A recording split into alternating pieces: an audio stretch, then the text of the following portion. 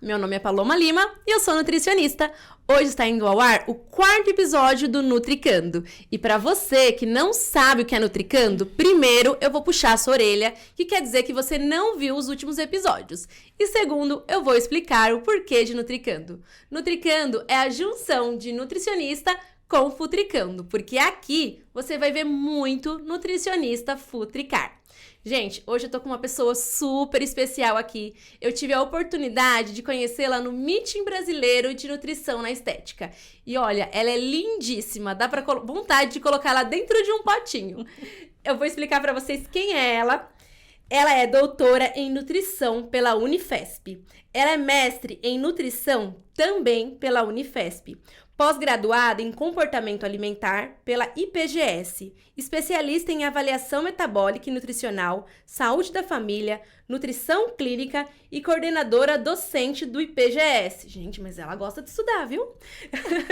Ela é casada e tem 2 filhos lindos. Ela é Luana Friedrich.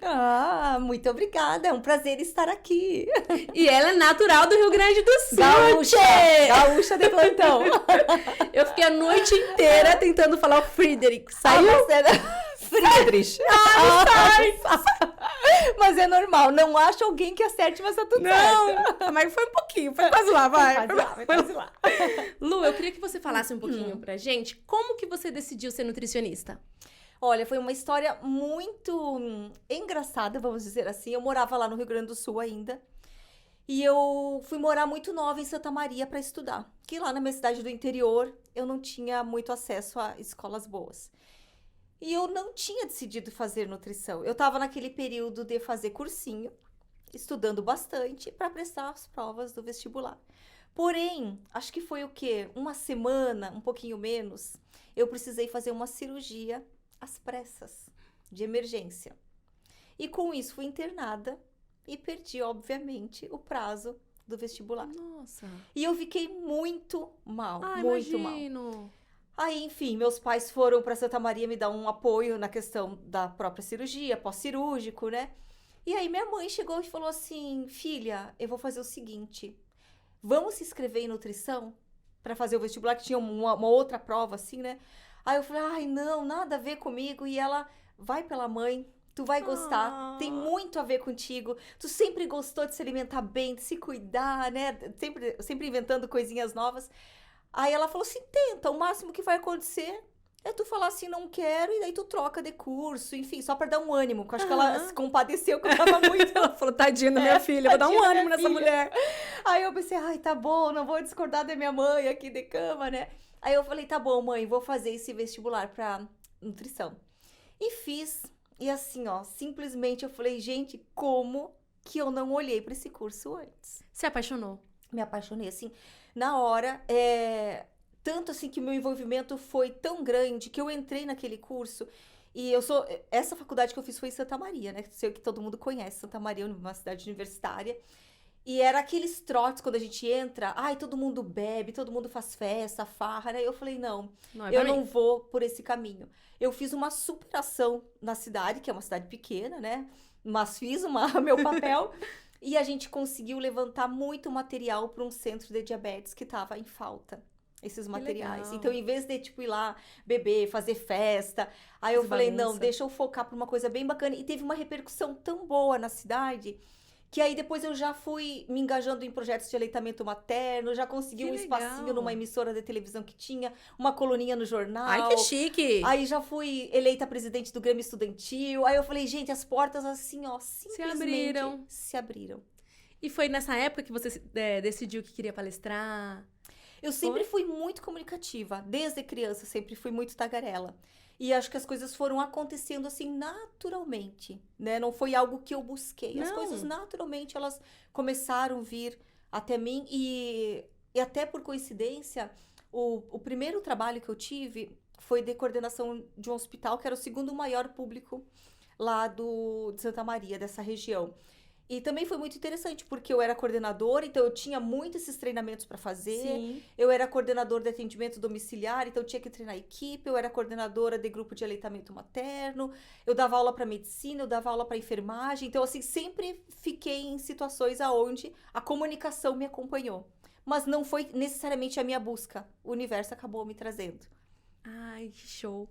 Ó, tem o tema do Meeting Brasileiro de Nutrição na Estética, como eu comentei com você várias vezes nos bastidores, mexeu muito comigo. E eu queria falar um pouquinho sobre isso aqui. Como as redes sociais vêm impactando na vida das pessoas? Como que você acha que o nutricionista pode ajudar nessas situações? É um tema, assim, muito delicado, na verdade, né? e eu vou falar até um tanto polêmico, né? Sim. E que, infelizmente, a gente não tem essa abordagem tanto na graduação quanto em pós-graduação e também não em eventos. Obviamente, esses eventos da E4, muito dinâmicos e muito para frente, né? Sempre inovadores, eles deram abertura para que a gente pudesse trazer essa tratativa, né? Sim. Das mídias, das redes, dos impactos para os profissionais. E obviamente que não vai só para os profissionais, vai além. Porque hoje o que a gente vê é um culto ao corpo, Sim. né? As pessoas, elas se vendem muito e tá tudo bem, tá tudo certo, né? Mas de qual maneira, de que maneira e para qual finalidade? A gente percebe, óbvio, que junta uma questão cultural, né, social, enfim, nosso país que cultua muito isso. Então, as pessoas, elas se expõem em demasia Sim. e usam desse artifício muitas vezes para dizer, olha, sei lá, passe comigo, Sim. o antes e o depois, fotos muito expostas, muito biquíni, não tem problema vez ou outra dentro de um Sim. contexto colocar isso, né? Mas de que maneira e para qual finalidade? E isso acaba impactando, porque hoje a gente tem dados o quê? Brasil em primeiro lugar em realizar cirurgias plásticas. Brasil país mais ansioso do mundo, né? A gente tem aí um aumento crescente de transtornos alimentares. Sim. Aí tu vai falar, mas Luana, as mídias, elas causam transtornos alimentares, mas elas impactam. E tem diversos gatilhos, porque ninguém fica postando lá no Instagram as dificuldades, ou que Só realmente... os momentos de glória. Só os momentos de... E olhe lá se são verdades, porque também há sim. pesquisas falando que não é real. Sim. Né? Então, assim, a pessoa tá lá postando um corpo extremamente definido, musculoso, e que não foi construído à base de sono, né? De higiene de sono, qualidade, E às alimentação. vezes até através de Photoshop. Photoshop, anabolizantes, na Sim. verdade, né? Então, assim, o quanto a gente precisa trazer realmente algo real, que contribua, que agregue, que colabore para a saúde. Porque saúde mental é uma coisa hoje que está muito comprometida. Sim. Né? Então, assim, é uma linha muito tênue esse assunto, mas que precisa ser tratado. Então, lá no Meeting, inclusive, a gente até fez um convite para todos os congressistas que estavam lá.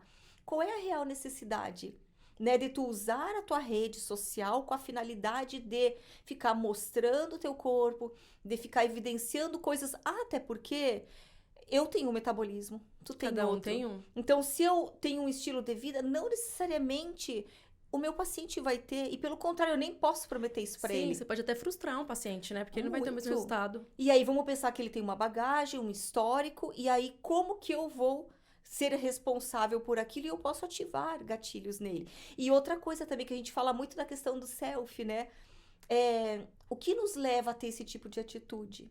O que a gente não tá olhando, quais demandas, projeções a gente tem, que a gente precisa ser, digamos, enaltecer ou buscar autoafirmação por um corpo. Sim. E tem uma frase que eu venho escutando ultimamente, que fala assim, infelizmente o nosso país, ele cultua corpos, ele não cultua mentes. Então, Nossa, bem verdade. É muito verdade. Então, assim, tu fazer esse movimento contrário, ele ainda não é bem visto pela sociedade. É muito mais fácil eu me identificar com a massa, eu ir lá, postar uma foto, peito, bumbum, barriga, corpo, Sim. do que eu ir lá e colocar alguma coisa mais científica, alguma coisa dentro de um contexto não conservador, mas que para mim é um caminho mais correto, sabe? Sim. Quer ter um perfil assim, tem um perfil pessoal, Sim. né? Desfrute desses momentos, mas de uma pessoal. outra maneira. Profissionalmente, quem vai olhar a nós vai falar assim, mas peraí, o que realmente essa pessoa quer passar? O que tu passa na tua rede social?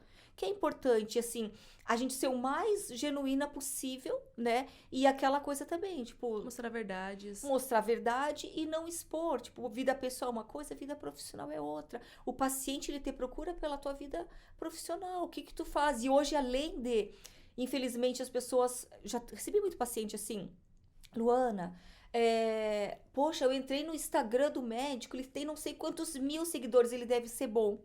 Mas não é isso, né? As pessoas não estão preocupadas onde se formou, onde tu estudou, o que tu faz. E até foi uma das questões que nós trouxemos no debate do Estética.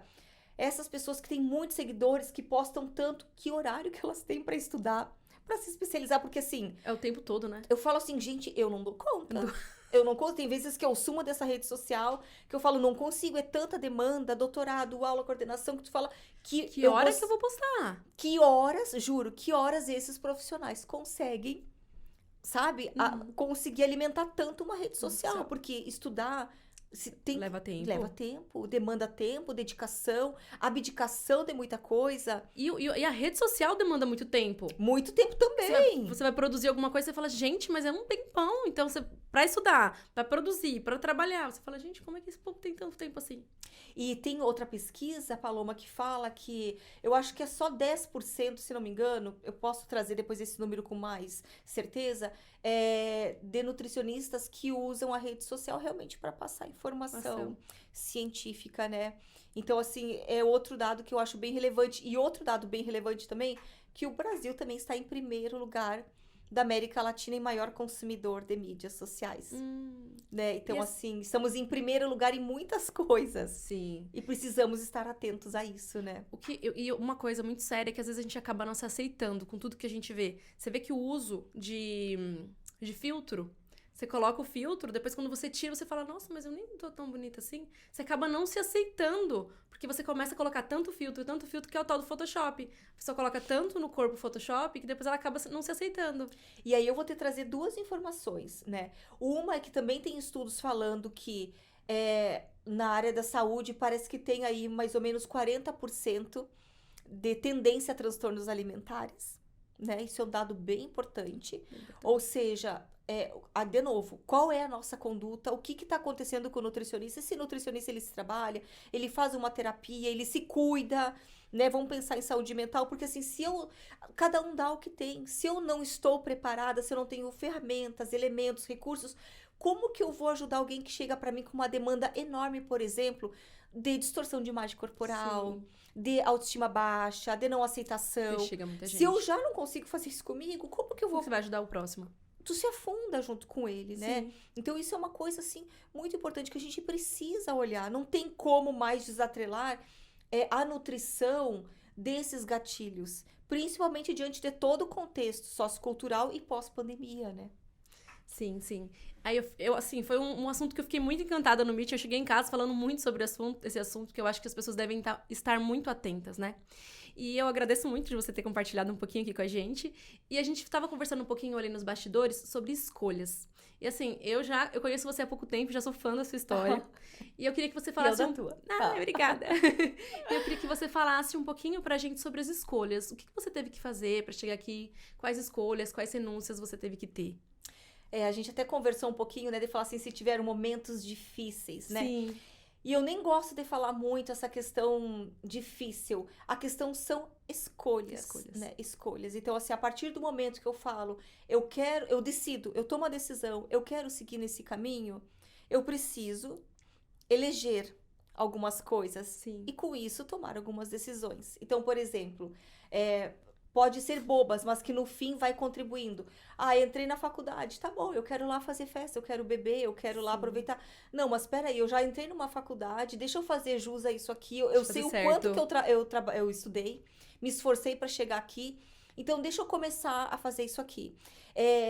Durante a faculdade, né, já tô fazendo bem uma volta assim, né, lá atrás. Sim.